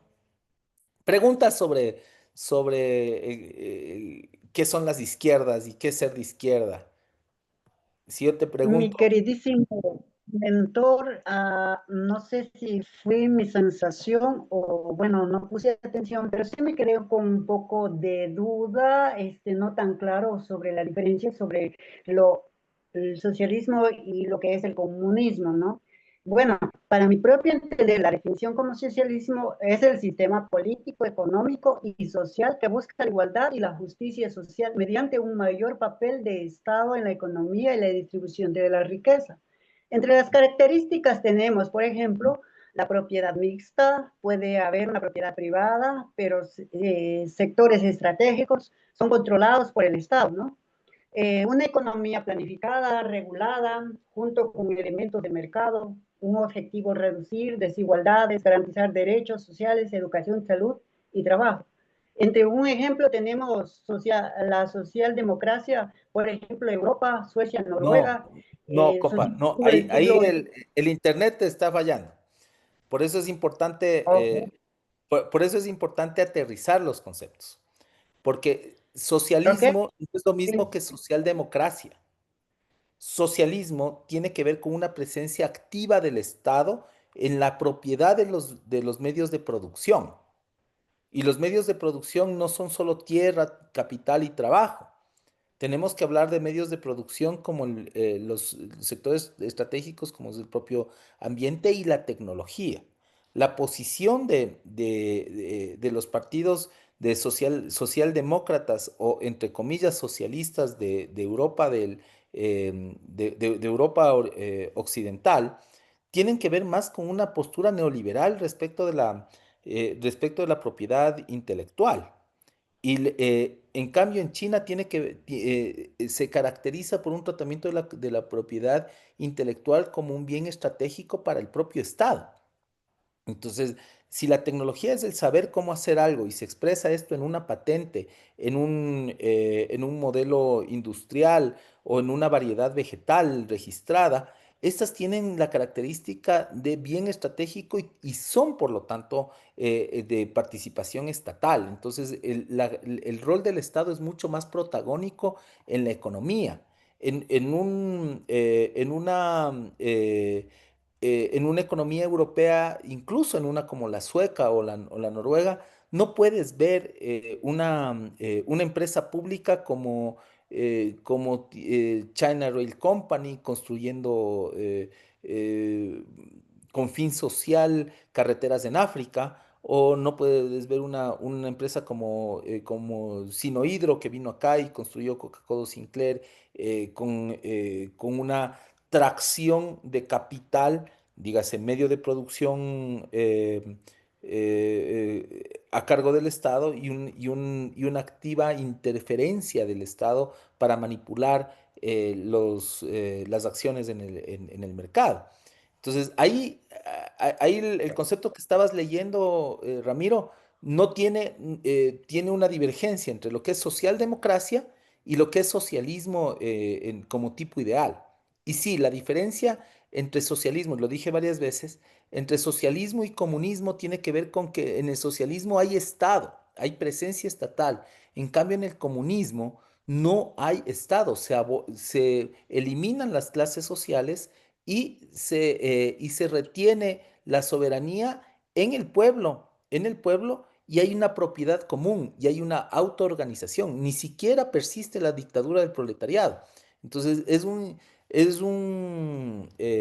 digamos, un tipo ideal, es un concepto que no ha logrado materializarse en la historia humana, pero es parte del ADN digamos, de la construcción hereditaria del ser de izquierda, el definir el comunismo, ¿no es cierto? Entonces, en eso tenemos que estar súper Ok, claros. Ya. Entonces, ok, muchísimas gracias. a- ¿algún comentario sobre qué es para ustedes ser de izquierdas entonces? Buenas noches, señor Marco, dale, asambleísta. dale, Marco. Eh, eh, yo tengo una pregunta.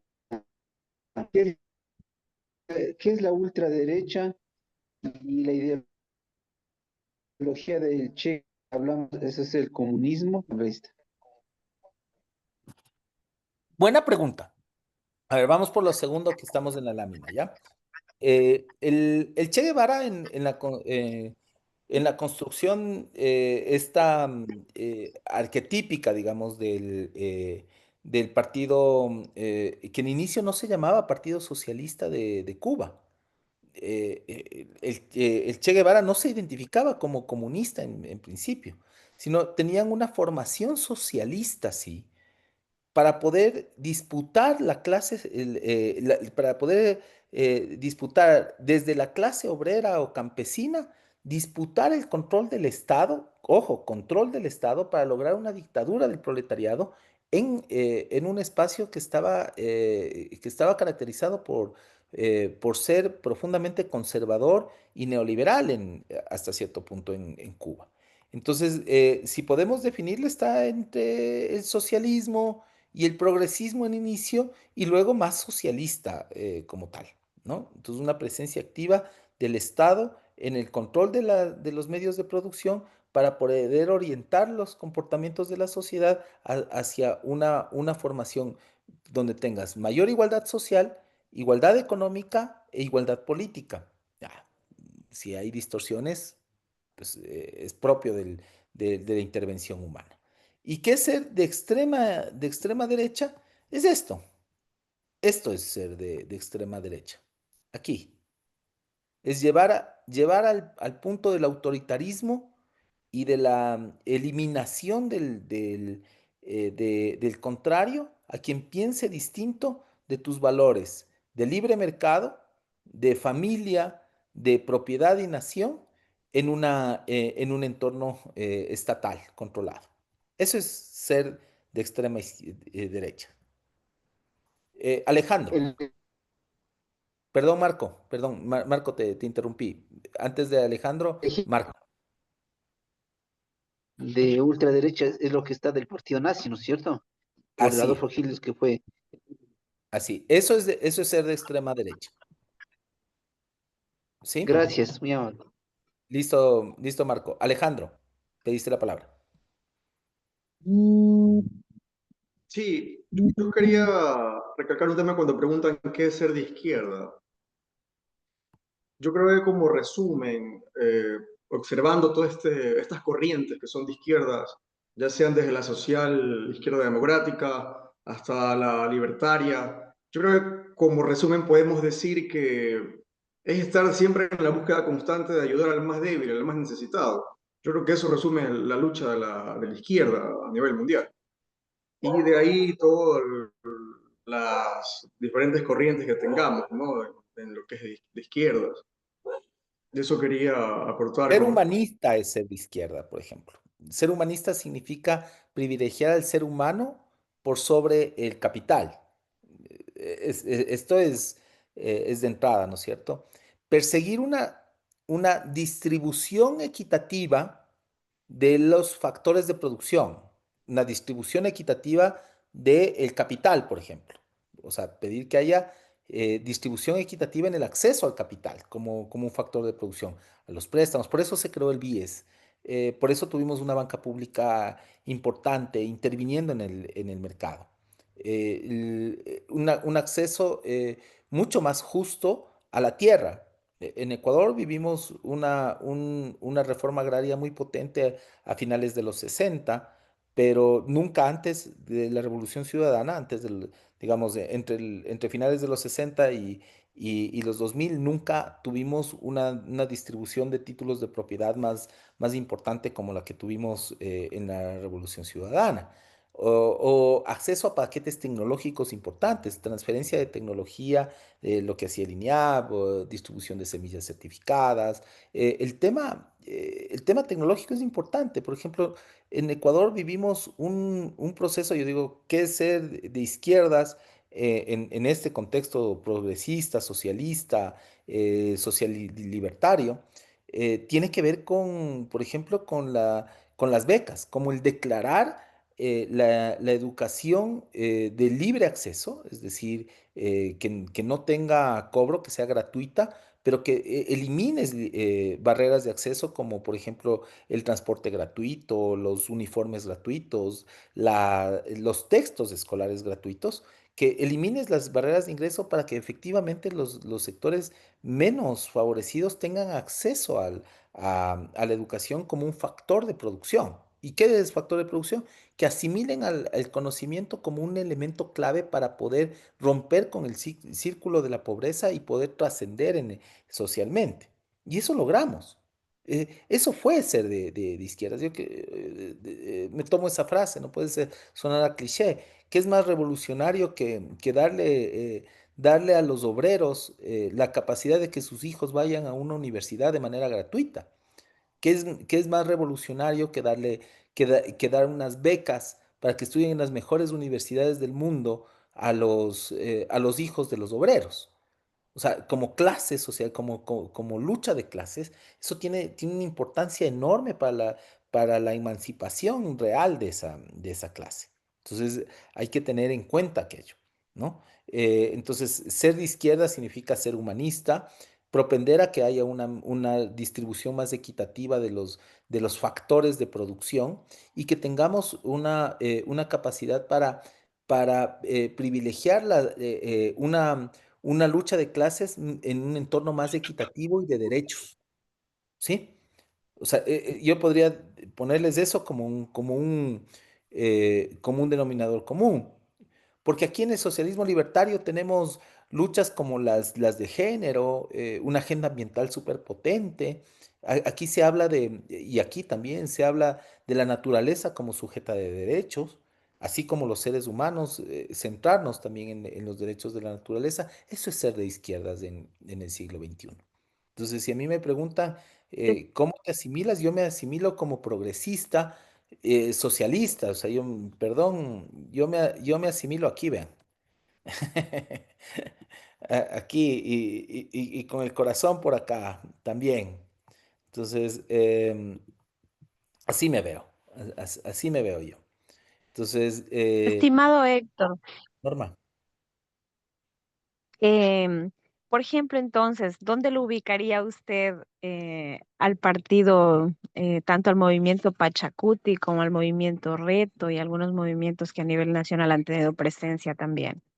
Reto, reto particularmente creo que cae en la socialdemocracia porque es más centrista. Tiene algo de progresista, pero es más democracia. O sea, creen en economía mixta, una presencia del Estado, pero todavía en libertades e incluyendo libertades de mercado. Creen menos en la presencia del Estado como regulador, como gestor e interventor en la economía. Pachacutic le veo más entre un socialismo libertario por causas culturales, ambientales y comunales y con una pata en el progresismo, ¿no? Nominalmente, de acuerdo a su ideario, ellos pueden en la práctica votar por leyes como las que plantea Noboa o darle los votos para que no le destituyan a Lenín Moreno. Hay que ser sinceros. O sea, la coherencia desdibuja a veces, o la incoherencia con los idearios desdibuja las categorías y nos trasladan a otros espectros a veces. ¿Sí? ¿Comentarios? Top. A ver, en el chat. Sí, Ya le quedo con respondí. muchas dudas y no sé si me gustaría a lo mejor por interno platicar un poco más de este tema sobre izquierdas y derechas y centralistas, porque de hecho yo tengo una forma de pensar, sobre todo desde un punto ético-moral y sobre todo desde un punto sobre el derecho, el defender la democracia en su plena libertad, ¿no? Como profesional, pero no pertenezco a la derecha ni a la izquierda. Por eso he dicho desde un inicio, soy una parte neutra, que no me hago a ninguno de los, pero de hecho eh, conservo una postura de principios de derechos morales y creer en la gobernanza, en la posibilidad de una buena gobernanza para el ser gobernado. Pero sí me gustaría algún momento platicar este tema por Pero interno, ¿qué es bueno, porque sí me Rafa? ¿Qué es bueno? bastante vacíos y algo que me gustaría aprender también, porque esto para mí es un aprendizaje y es parte de mi carrera, ¿verdad? También como especialista en este tema, pues me gustaría ver todos los escenarios para llegar a una posible construcción o a una idea más concreta, mi estimadísimo Héctor Rodríguez. Muchísimas gracias. Adelante. No, no le interrumpo Sí, más. sí, por supuesto. Héctor Valladares, me pedías la palabra. Bueno, te había dejado una pregunta, pero ya la contestaste. Mira, yo más allá quería que reflexiones un poquito porque se ha intentado desde el relato del poder de posicionar el hecho de que en la izquierda está la corrupción, especialmente en el correísmo. Y básicamente de lo que yo puedo ver, la corrupción está en todos los espectros y desde mi punto de vista, eh, creo yo que la corrupción está vinculada con los valores de la derecha, porque la corrupción es la codicia de tener más y más, que es lo mismo que hace la derecha, que quiere acumular y acumular. Y en el socialismo y en la izquierda básicamente es el valor principal desde mi punto de vista es la solidaridad. Es decir, que a través de un Estado fuerte se distribuya los beneficios o la riqueza que genera todos los ecuatorianos en este caso, para que se atienda de manera prioritaria a los que menos tienen, para que todos de alguna manera tengamos derechos, que tengamos un ejercicio de derechos y que tengamos la posibilidad de vivir en paz y demás. Entonces, y yo quisiera que me comentes tú con tu experiencia, con tu profesionalismo, si es que estoy o no equivocado en esta apreciación que yo tengo. O sea, yo Gracias. no podría decir que la derecha es más corrupta que la izquierda. O sea, lo que sí puedo decir es que hay valores, por ejemplo, el colectivismo, en esta lámina, el colectivismo es un valor. Entre más colectivista, más solidario eres, ¿ya? Entonces, digamos que entre más arriba está, es más colectivista. Y entre más abajo está, es más individualista. ¿Cuál es el partido más individualista? Aquí vemos La Libertad Avanza. Milei, Donald Trump, Noboa. Entre más a la derecha está, es más autoritario. Ahora, el poder corrompe. Entre más autoritario eres, más posibilidades tienes de ser un buscador de rentas, se llaman los economistas. ¿Qué es un buscador de rentas? Alguien que se apropia de algo indebido en función de su propio interés. Entonces, ya vemos qué es lo que pasó cuando mezclas No, el... porque está cogiendo la clase. Jimmy, si me ayudas cerrando un poquito el micrófono, ¿ya? Entonces, si es que tú tienes un partido como La Libertad Avanza, que es altamente autoritario, entre más a la derecha está, es más autoritario, pero también entre más arriba está, es más colectivista. Ahora, ¿qué nos encontramos? Que el fascismo de Hitler era muy colectivista, por eso se llamaba nacionalsocialismo. Era muy colectivista, pero era extremadamente autoritario, extremadamente autoritario. Ahora, ¿qué pasó ahí? Se rayaron, fueron corruptos, robaron. El que, ahí vamos a un siguiente debate. Yo quisiera ir sobre el debate de la identidad política para luego retomar la pregunta de Héctor Valladares. La identidad política es la forma en cómo los miembros de una comunidad se identifican. Entonces puedes identificarte, Ramiro, con causas como la libertad, como la equidad, como la justicia, cualquier causa. Y esta identidad política te da una afiliación. No necesariamente es una afiliación partidista, simplemente es lo que lo que te configura como lo que eres. Lo que no puedes dejar de ser es político. O sea, siempre vas a ser un sujeto político. Y tus valores, tus narrativas van creando esa identidad política. Ahora, quiero ir sobre lo siguiente. Diferenciar entre sistema político y forma de gobierno. Esto es importantísimo. Porque cuando hablamos de qué sistema político tenemos, estamos pensando en cómo se relacionan los poderes del Estado. En cambio, cuando hablamos de la forma de gobierno, es quién ostenta y en nombre de qué gobierna. Vamos acá. Por ejemplo, si yo hablo de sistema, ¿qué es mejor? ¿El parlamentarismo o el presidencialismo? Los dos tienen sus virtudes. ¿Hay corrupción en cada uno de ellos? Sí, pero cada sociedad toma su sistema político de acuerdo a cómo cree que está mejor organizado, si es más deliberativo o más decisivo, dicen, ¿no es cierto? ¿Qué es más decisivo? Que se tomen más rápido decisiones y siempre es más rápido tomar decisiones entre menos personas. Ahora, la forma de gobierno es quien gobierna. Entonces, por ejemplo, democracia. Democracia es el gobierno de la mayoría, el gobierno del pueblo. Aristocracia, esto es lo que perseguía Aristóteles, acuérdense. Aristóteles perseguía la aristocracia, porque solo pocos, los iluminados, entre comillas, eran los dignos de tener el acceso a gobernar.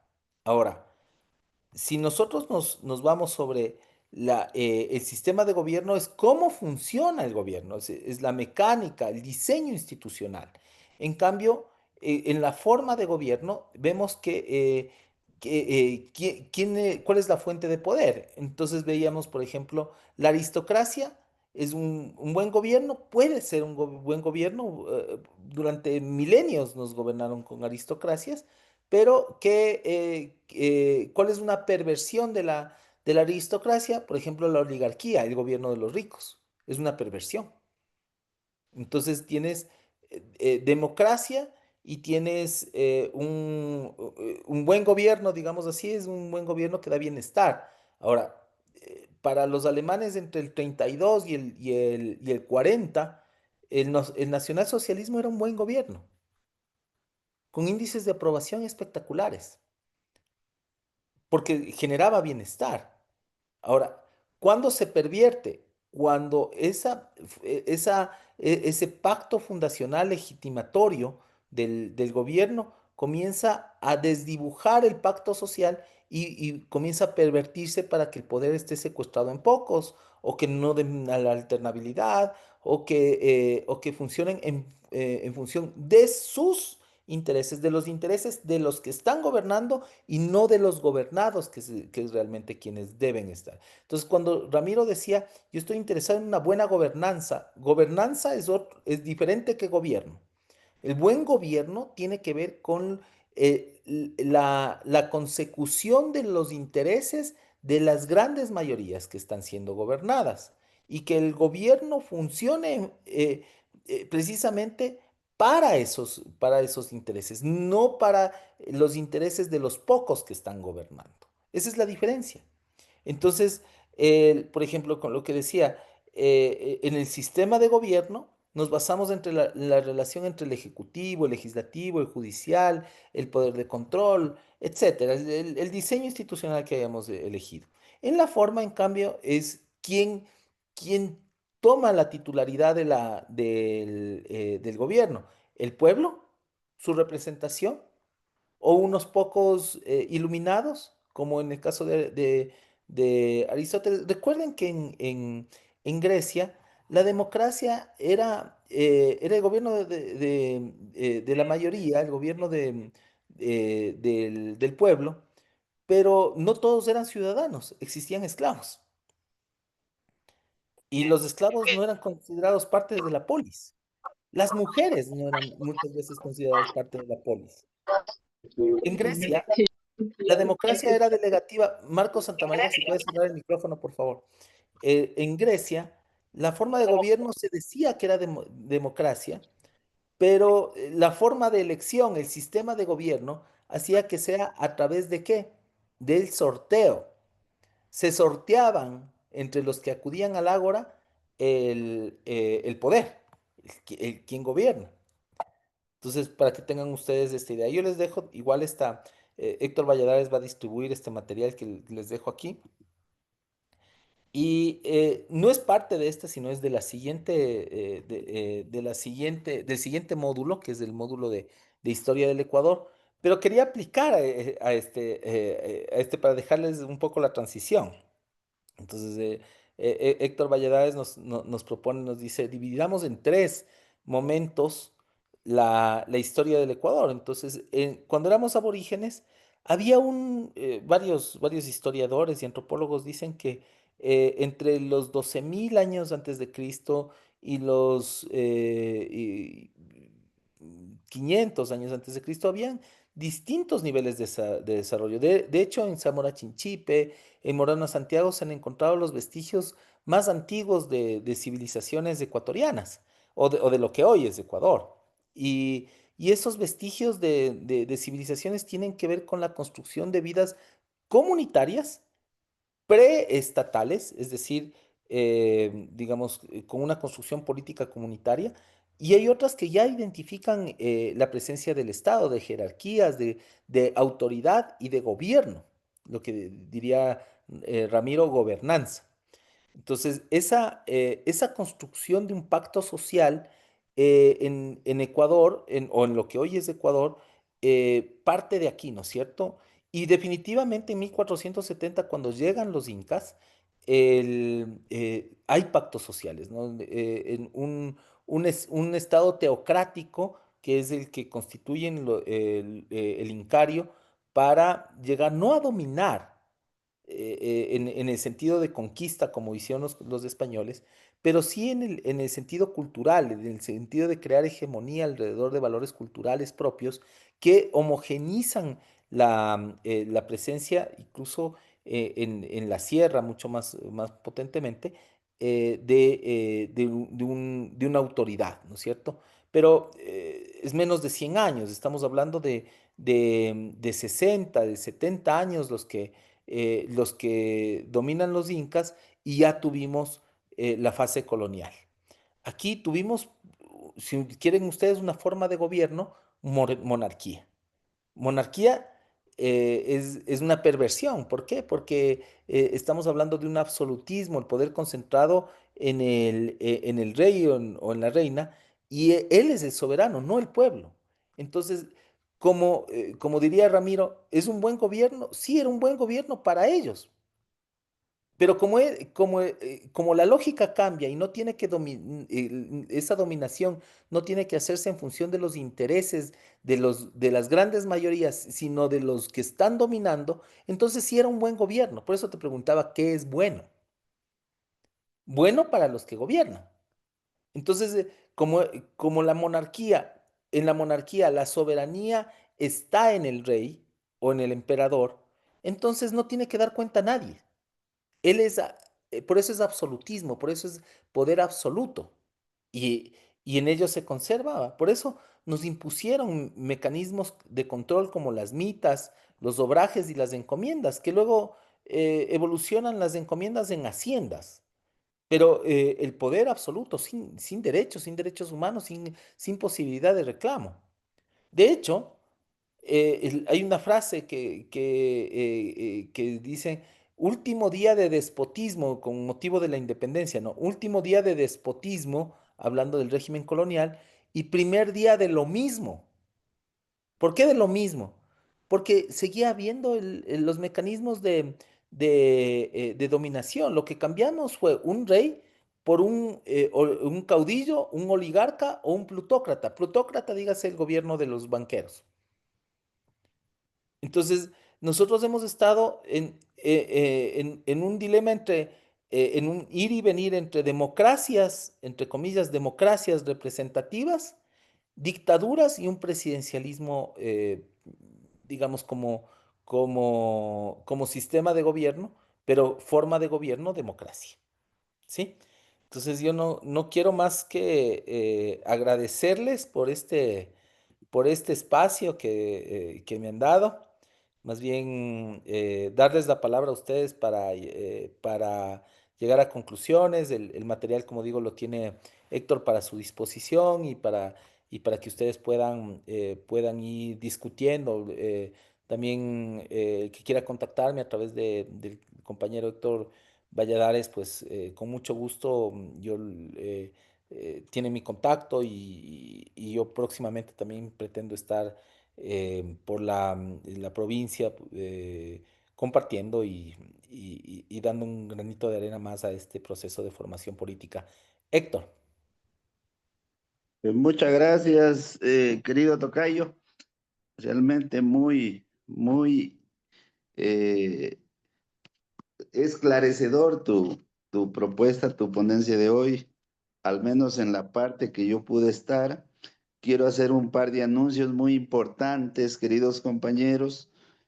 Alumnos, ya el PowerPoint que nos acaba de pasar el compañero Héctor ya está en el grupo de WhatsApp que tenemos con la escuela virtual. Esta clase se grabó en su integridad, así es que por favor avísenles a los otros alumnos que no pudieron conectarse hoy que pueden revisarla en otro momento a la clase integralmente. El documento del módulo 3 ya está también en el grupo para que hagan la tarea correspondiente de la primera parte del tercer módulo. La segunda parte, que es como ya hizo la introducción Héctor, vamos a hablar de la política que tuvimos lo que hoy es Ecuador, y vamos a hablar un poco de la Constitución, y que es muy bienvenido porque está en marcha un intento de cambiar la constitución que tenemos y yo creo que es el momento para profundizar en este análisis en la segunda parte del módulo 3. Adicionalmente, manifestarles que lo tendremos a Héctor Rodríguez el sábado 4 de octubre a las 2 de la tarde en Paquisha y a las 7 de la noche en Yacuambi. Así es que a los amigos que quisieran repetir la clase ya de manera presencial, que es un poco mejor para poder interactuar de mejor manera, los invitamos a que nos acompañen. Insisto, sábado 4 de octubre, 2 de la tarde en Paquisha y 7 de la noche en Yacuambi. Eso de mi parte, agradecerles muchísimo a todos ustedes, especialmente a Héctor, por la voluntad de compartir sus conocimientos. Él es un experto en políticas públicas, un hombre muy experimentado en la administración pública. Y gracias por tu apoyo, Héctor. Y bueno, tenemos 5 escuelas, te cuento. Ya empezamos la escuela virtual, 2 más que vamos a hacer el sábado y te vamos a comprometer a que nos des otra virtual para otras 2 escuelas que vamos a hacer más adelante. Gracias de corazón. Ahora sí, si tienen alguna pregunta final para Héctor, este es el momento, queridos alumnos. Muchísimas gracias por todo de mi parte. A mi equipo también por estar pendiente de todo el proyecto. Yo lo que más quisiera agradecer bastante y profundamente al mentor, Héctor igual, y a ti, Héctor Valladares, un gran amigo.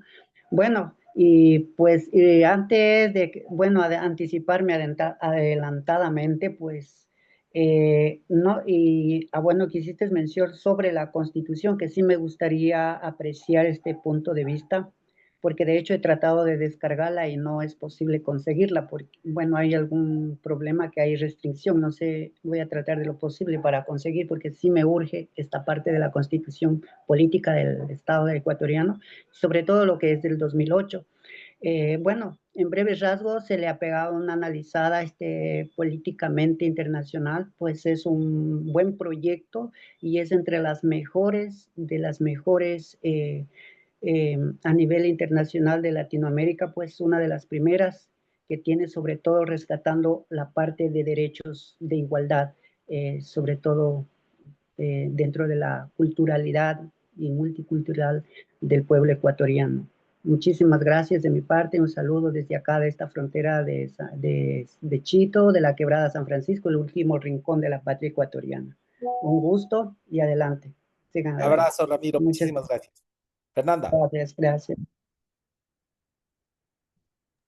Estimado asambleísta Héctor Rodríguez, muchísimas gracias por haber compartido sus conocimientos con nosotros, muy valioso también. Lo que me quedó ahí en duda es acerca de la comparación de sus lentes con la ideología.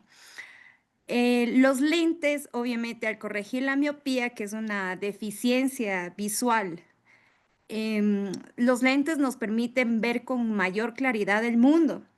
Asimismo, la ideología tendríamos nosotros que analizar nuestra ideología y tener un concepto real de la ideología en política, porque usted le compara, ¿no? ¿Por qué le comparó ahí con los lentes? Que los lentes pueden, si están a tu medida, te pueden aclarar, pero si no, te ayudan a distorsionar. Puedes ver cosas más cerca o más lejos. Ahora hay lentes de realidad aumentada o de realidad virtual que te Así permiten, es. que te permiten no solo distorsionar, sino ampliar o cambiar la realidad. Entonces, la realidad concreta, digamos, es un elemento en estudio constante. Lo que te pones son lentes para poder aprenderlo, aprenderlo con H y tomar eso, interpretarlo y de alguna manera codificarlo. Ahora, eso es un tema político, cultural, religioso, ¿no es cierto? Entonces, a partir de ahí, identificamos nuestras ideologías, ¿no? Entonces, en lo político puedo ser progresista, pero en lo religioso puedo ser evangélico y ahí tengo ya una distorsión, cambio de color de lentes para identificar aquello. Y yo le agradezco mucho esa parte porque yo como soy optómetra, entonces me gustó bastante que le haya de pronto puesto un ejemplo, los lentes. Sí, Obviamente la salud visual, ¿no? sí, sí. No es lo mismo, no es lo mismo un cóncavo que un convexo. Y en convexo, claro, cóncavo convexo, exacto. No es lo mismo. Entonces, una ideología cóncava, digamos que se acerca más a tus realidades si es que vives una cuestión en América Latina con unas desigualdades y demás, y otra en entorno, qué sé yo, como Noruega, Suecia, Inglaterra, qué sé yo, que tienes otras realidades. Entonces, la ideología te ayuda a interpretar esa realidad. Muchísimas gracias, ingeniero. Un fuerte abrazo y también al ingeniero Héctor Valladares por todo, ¿no? Por todos los conocimientos también que nos brinda y por tener la oportunidad de estar en este valioso grupo, ¿no? No, muchísimas gracias a ustedes. Sin más, yo me despido, Rosita, Alejandro, Karina, Oscar, Viviana, tantos otros compañeros que se han sumado. Definitivamente un abrazo enorme, mis respetos, porque decidir formarse, decidir ser parte de un proyecto político es siempre importante, más en un momento en el que nos quieren vender el fin de las ideologías como esa receta para retirarnos de los problemas públicos, retirarnos de la deliberación de nuestras propias problemáticas. Entonces, yo les pido, tomen esta información, discútanla, rebátanla, pónganla en crisis y denle una ojeada porque siempre es importante discutir conceptos, pero sobre todo apropiarse de los problemas públicos para poder incidir en ellos. Si es que nosotros no incidimos, tomarán las decisiones por nosotros alguien que tenga interés particular en llevárselo común. Y con eso me despido. Hasta un siguiente momento, compañeros. Un abrazo. Gracias, Héctor, por acompañarnos en este tercer módulo. Esperando que haya sido enriquecedor para todos los compañeros. Muchas gracias. Esperamos tenerlo en una próxima oportunidad. Un abrazo fuerte a Así la es. capital. Un abrazo, hasta luego, chao, chao. Gracias, Héctor. Gracias.